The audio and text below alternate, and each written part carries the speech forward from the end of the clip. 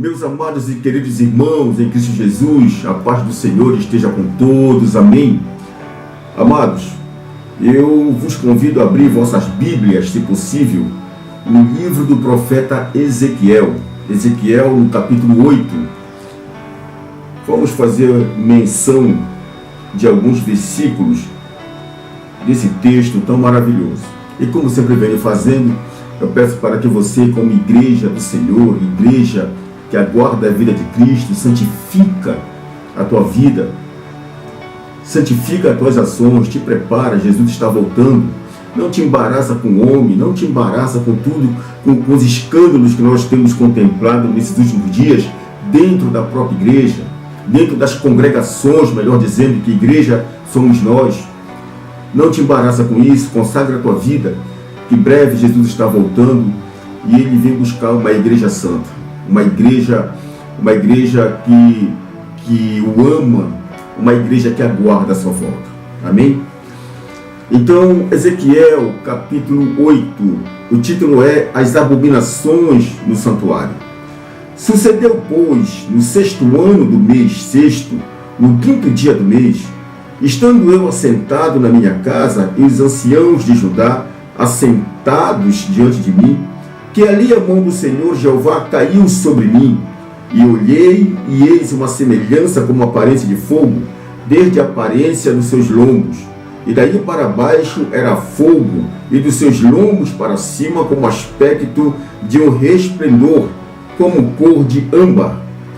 E estendeu a forma de uma mão, e me tomou pelos cabelos da minha cabeça, e o Espírito me levantou entre a terra e o céu, e me trouxe a Jerusalém em visões de Deus, até a entrada da porta do pátio de dentro, que olha para o norte, onde estava colocada a imagem dos ciúmes, que provoca o ciúme de Deus.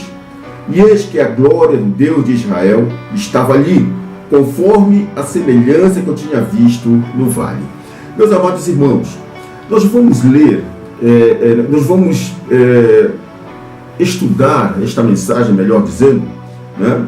Esse texto que acabamos de ler, e nós iremos ver aqui como Deus ele vai revelar para o profeta o que estava acontecendo dentro do templo.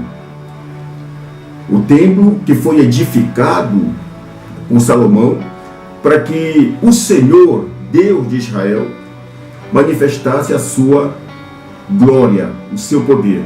Nós sabemos que ali no templo, que era uma réplica, claro que em dimensões colossais, comparadas ao tabernáculo, Deus tinha um lugar especial ali, que era o lugar santíssimo, onde ficava a Arca da Aliança, e ali Deus se manifestava.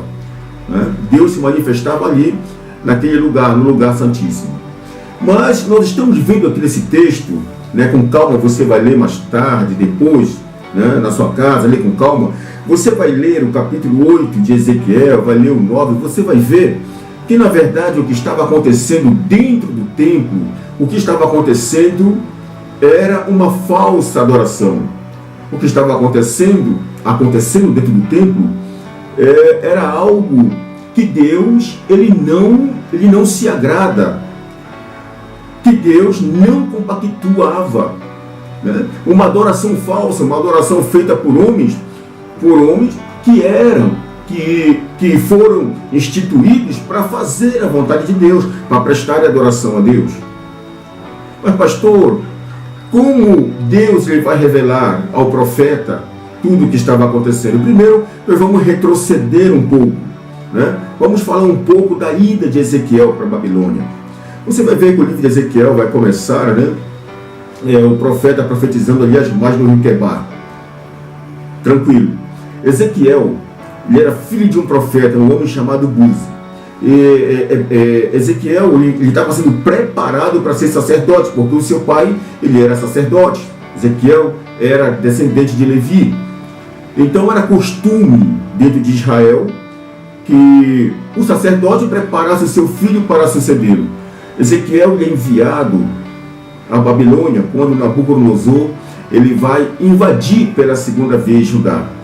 A primeira vez que Nabucodonosor, o rei caldeu, ele invade Judá, que Deus ele permite que os babilônios conquistassem Jerusalém, conquistassem Judá, que era o reino do sul, que estava mergulhado em idolatria, mergulhado em pecados, foi no ano 605. Eles levaram vários jovens judeus para a Babilônia, e neste meio foi o profeta Daniel, que era muito jovem. Foi Daniel, foi Misael, Ananias, Azarias, que são conhecidos como Sadraque, Mesaque e Abednego, né? Passaram-se mais ou menos 10 anos depois, no ano 597, Deus permite que Nabucodonosor invada de novo Judá. E desta vez foi levado Ezequiel, que tinha 25 anos na época, segundo a história, e aos 30 anos, Deus o chama para ser profeta. Deus não queria que ele fosse sacerdote. Deus o escolheu para ser profeta no meio daquele povo. Ou seja, qual é a função do profeta? Porque Deus vai chamar um profeta.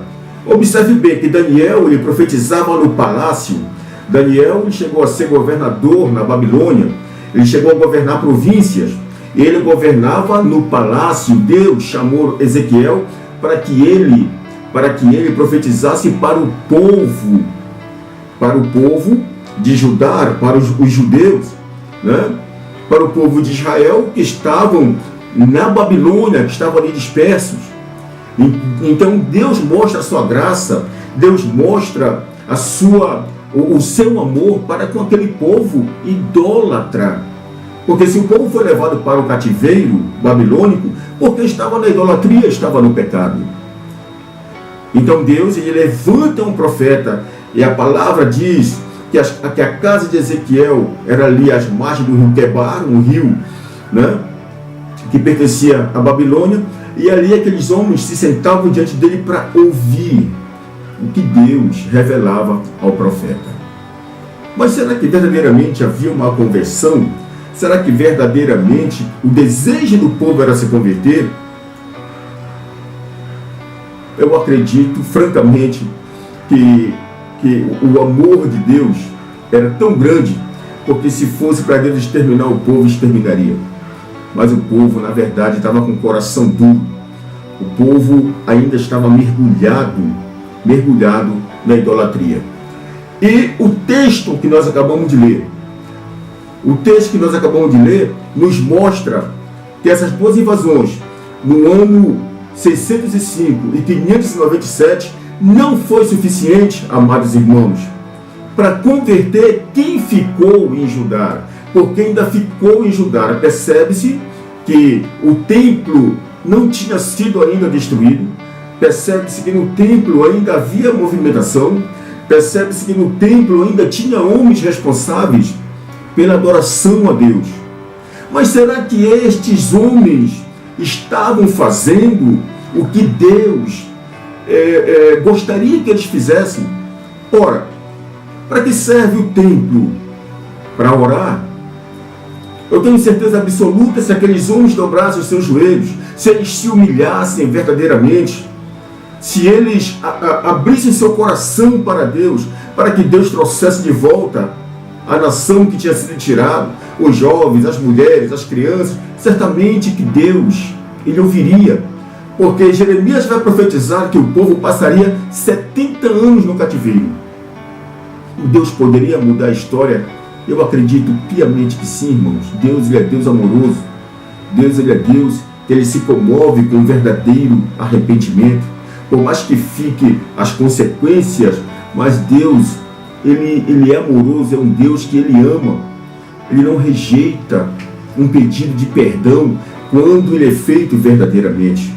Mas ao invés disso, percebe-se que aqueles homens, eles estavam mergulhados numa idolatria tão grande, que havia um sincretismo religioso dentro do templo. Observe só, no verso 5, vamos ler alguns versículos aqui. E disse-me, filho do homem, no verso 5, levanta agora os teus olhos para o caminho do norte. E levantei os meus olhos para o caminho do norte, e eis que da banda do norte, à porta do altar, estava esta imagem de ciúmes à entrada. E disse-me: filho do homem, vês tu o que eles estão fazendo?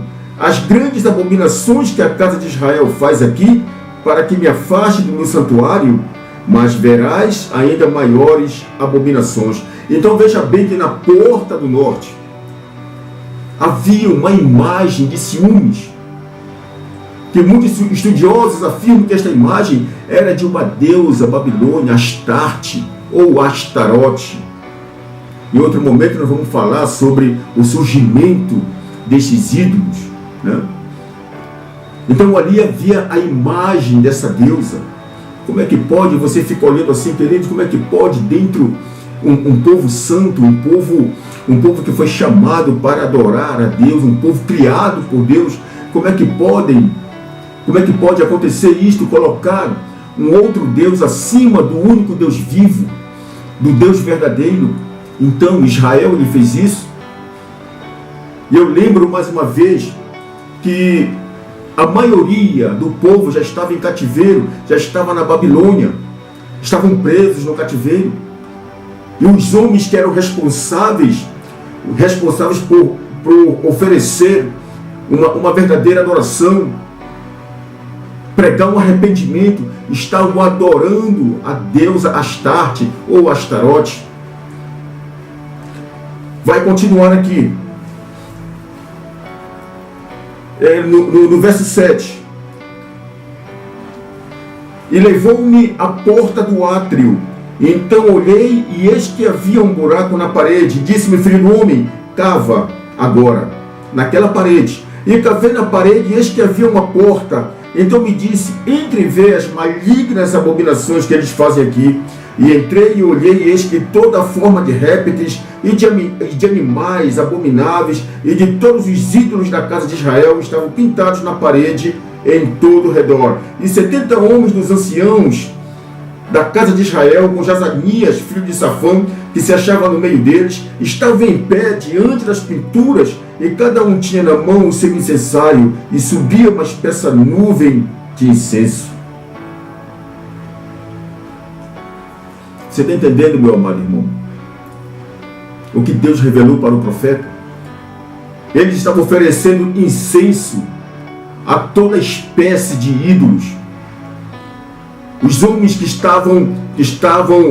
era para oferecer a Deus uma verdadeira adoração, estavam envolvidos em idolatrias dentro da casa de Deus. E não eram qualquer não, eram lideranças, e no comando havia um homem chamado Jazanias, né? O 12, então me disse: viste, filho do homem, o que os anciãos da casa de Israel, anciãos, irmãos, homens já de elevada idade, homens que eram para ter sabedoria, estavam adorando ídolos dentro da casa de Deus. O que os anciãos da casa de Israel fazem nas trevas, cada um nas suas câmaras pintadas de imagem, e eles dizem: o Senhor não nos vê, o Senhor abandonou a terra. E disse-me: tornarás a ver ainda maiores abominações do que as que fazem. E levou-me à entrada da porta da casa do Senhor, que está na banda do norte, e eis que estavam ali mulheres assentadas chorando por Tamuz. Este Tamuz, uma divindade cananeia. Eles acreditavam que este Deus, ele morria, e na primavera ele ressuscitava novamente. Ele voltava à vida, era ele que abençoava as plantações, ou seja, um ídolo diabólico. E assim as mulheres choravam por Tamuz, adoravam Tamuz dentro do povo escolhido, formado por Deus.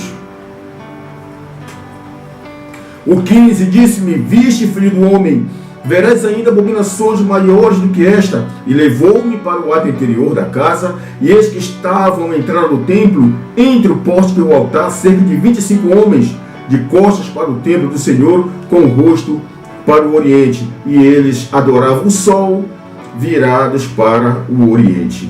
Então me disse: viste, filho do homem, a coisa mais leviana para a casa de Judá do que essas abominações que fazem aqui? Havendo enchido a terra de violência, tornam a irritar-me? Eles achegaram o ramo ao meu nariz. pelo que também eu procederei com furor, o meu olho não poupará, nem terei piedade, ainda que me gritem aos ouvidos com grande voz, eu não os ouvirei.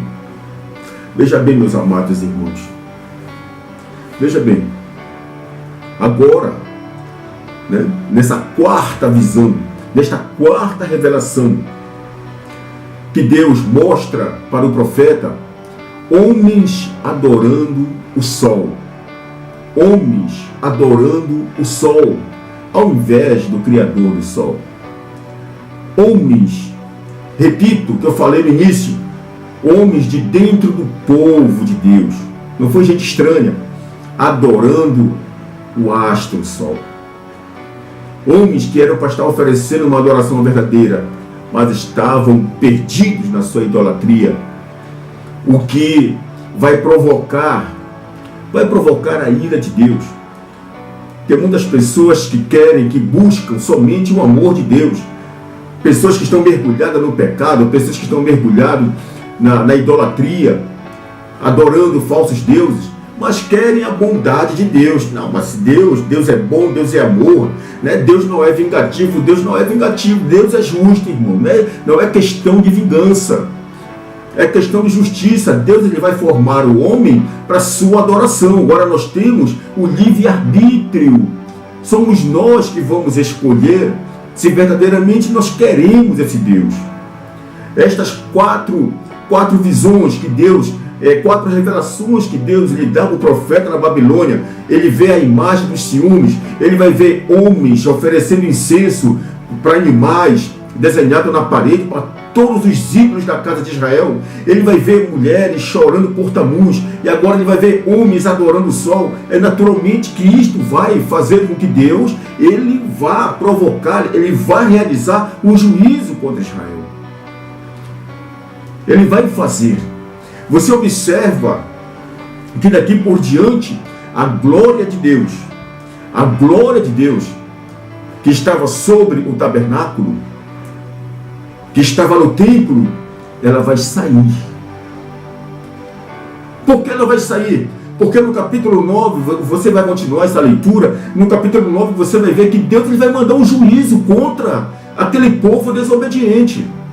Deus, ele vai mandar um juízo contra aquele povo desobediente.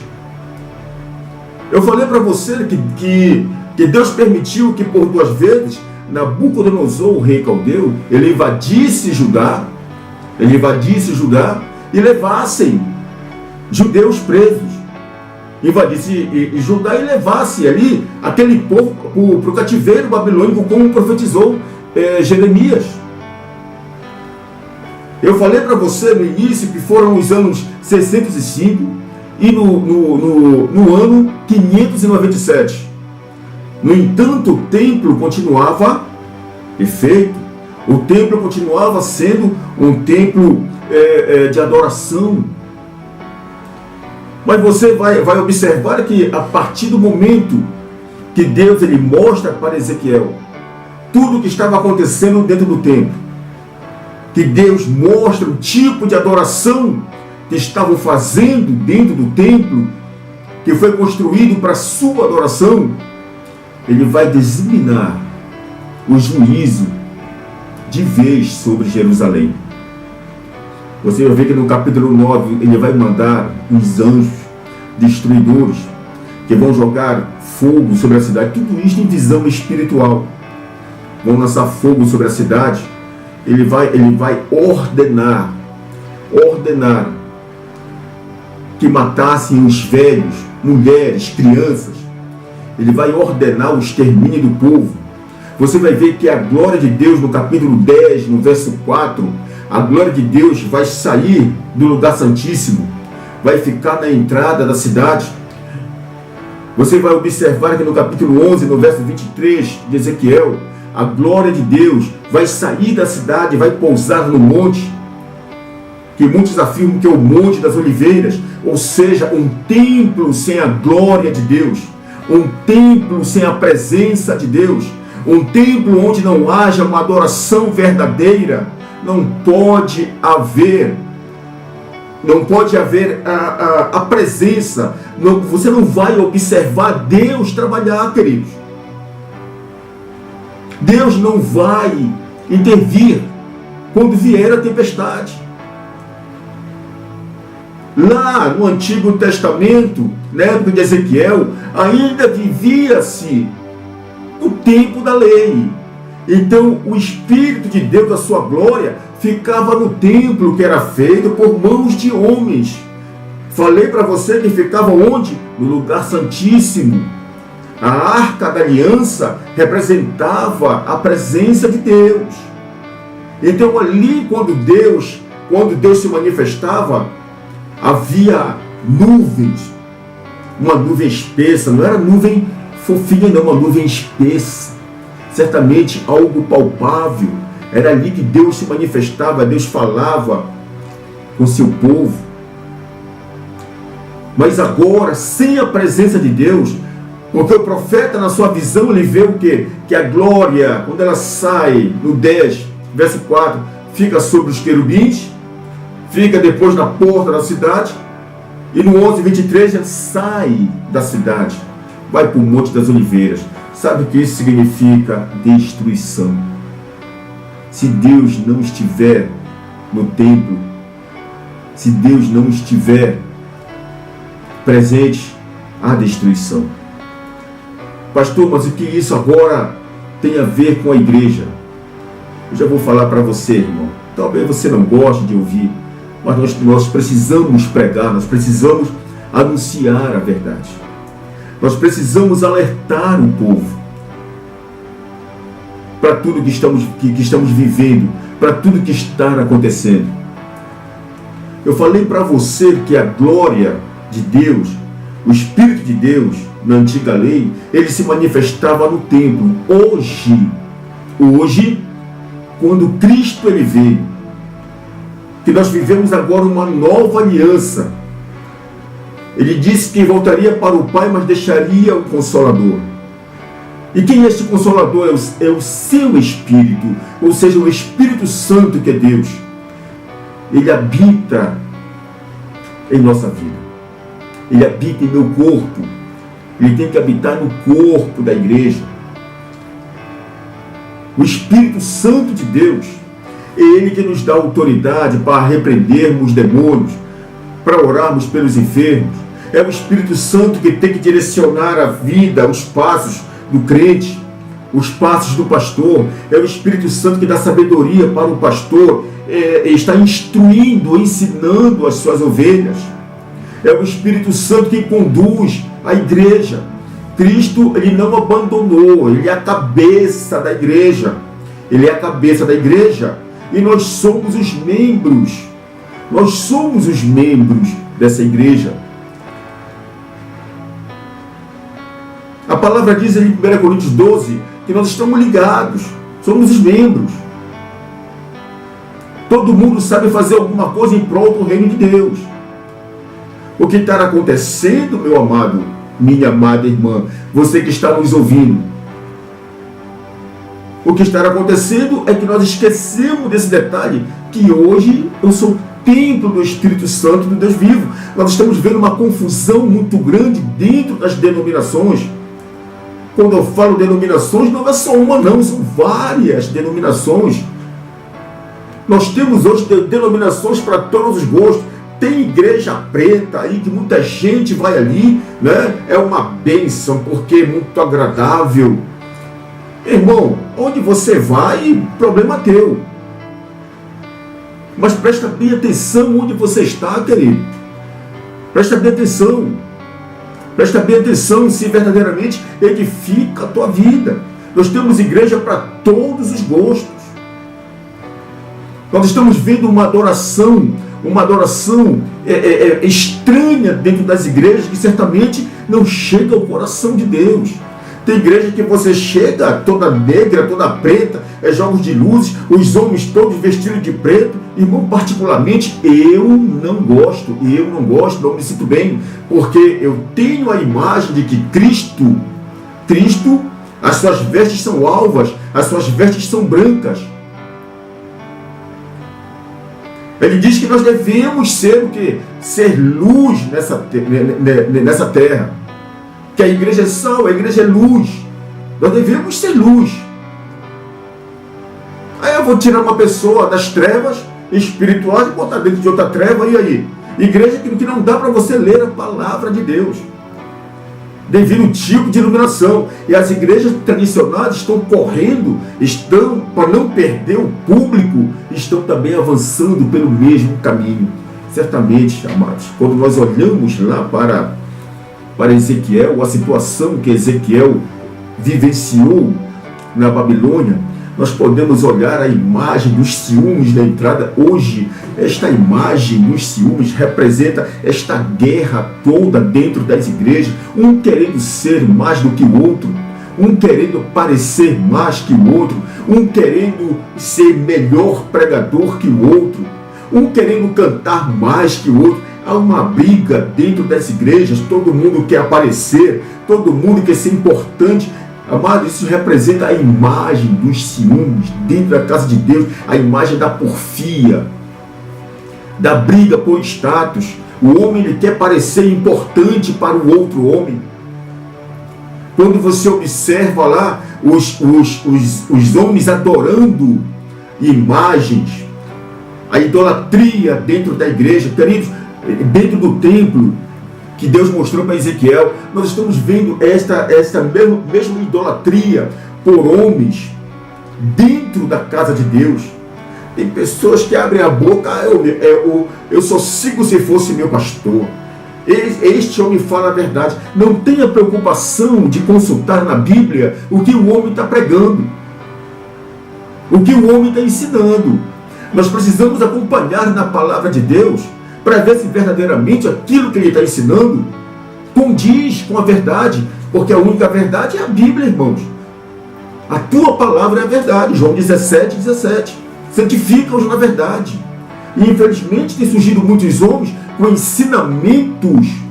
ensinamentos que estão levando o povo de Deus para o inferno, e o povo vai porque, ao invés de santificarem-se na palavra de Deus, estão apenas seguindo a homens.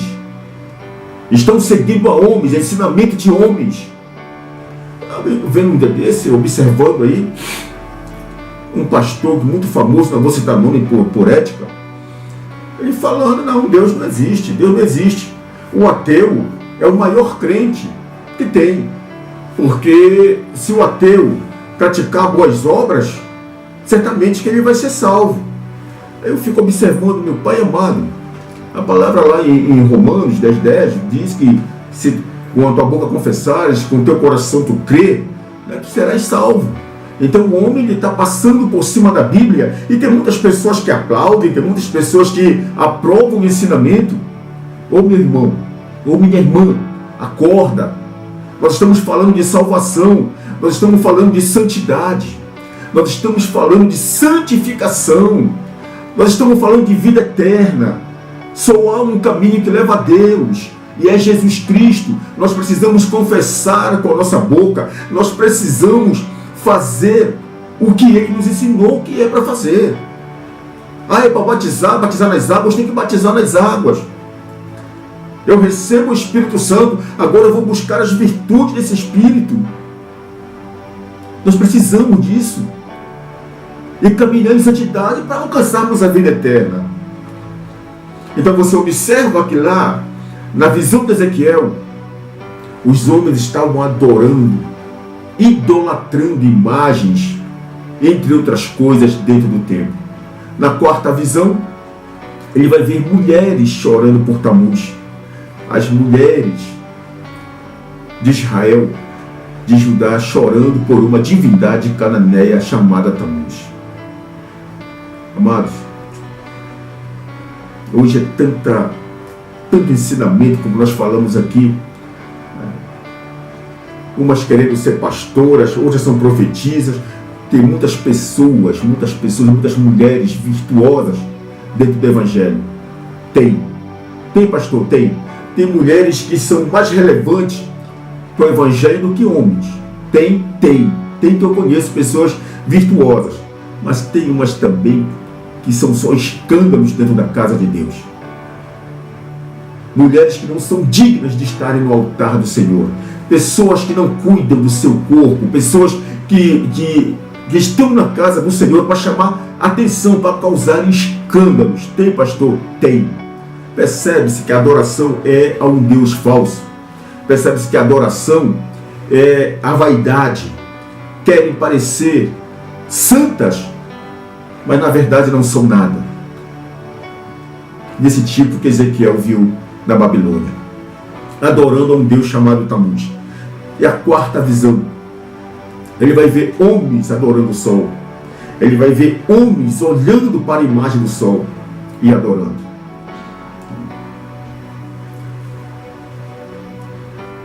E nós ficamos pensando, qual Deus que está sendo adorado hoje dentro das igrejas? O que é que os homens estão fazendo dentro das denominações, irmãos? Que tipo de Deus?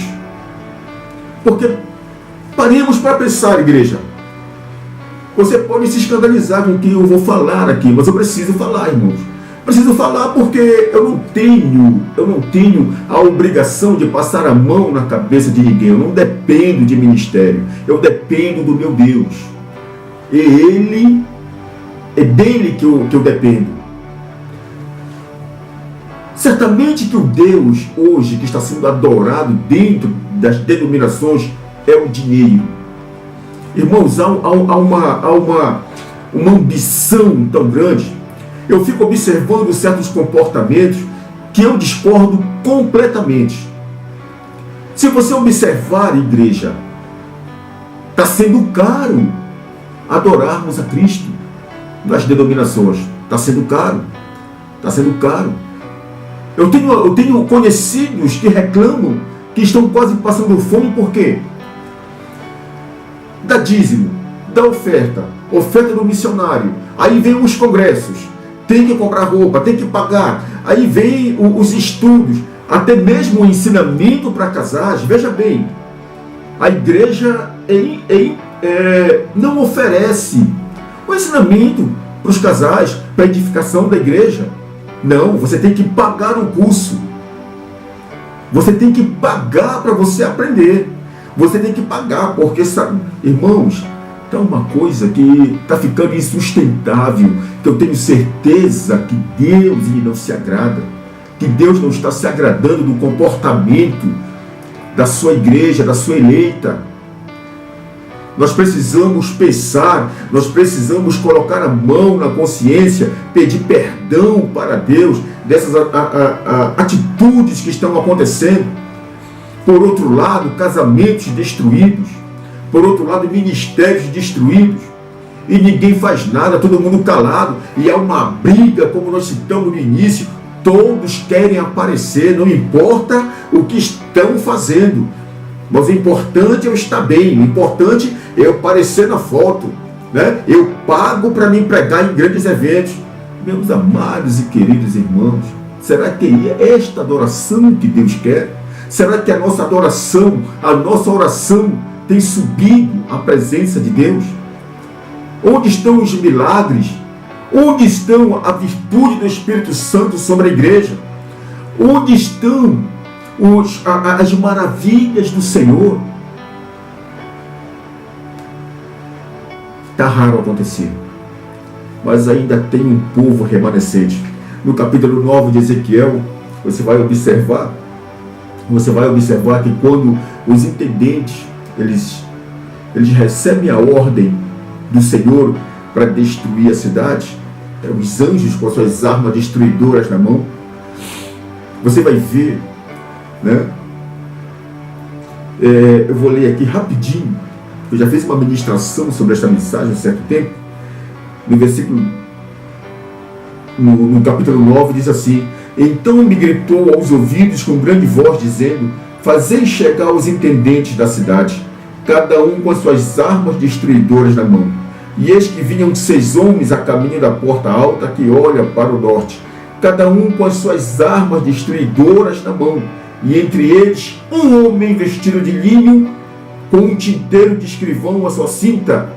E entraram e se puseram junto ao altar de bronze.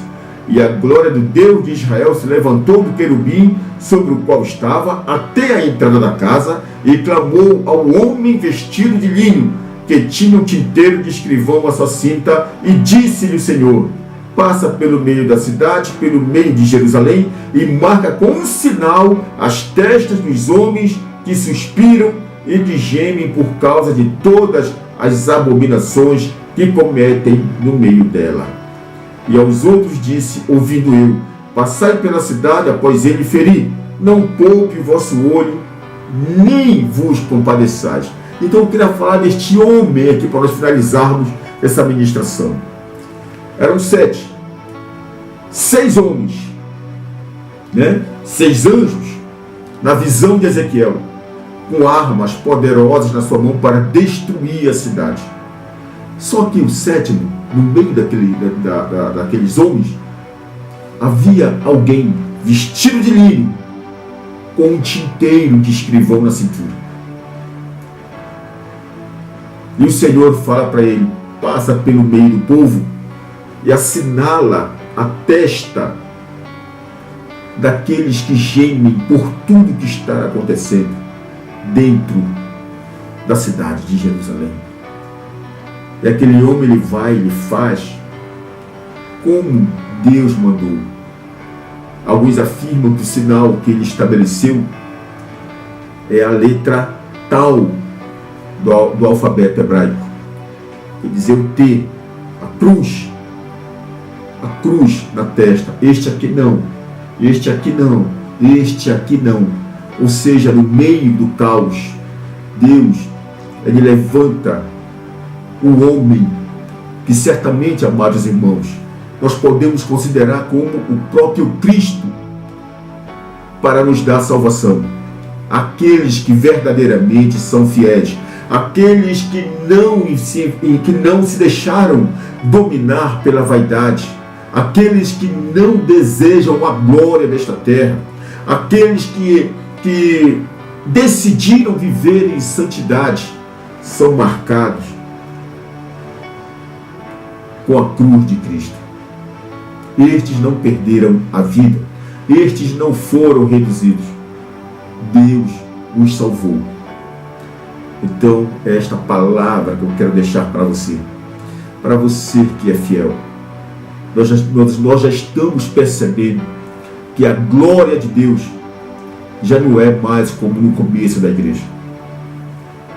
Você está percebendo que muitos homens estão no comando da igreja com falso ensinamento.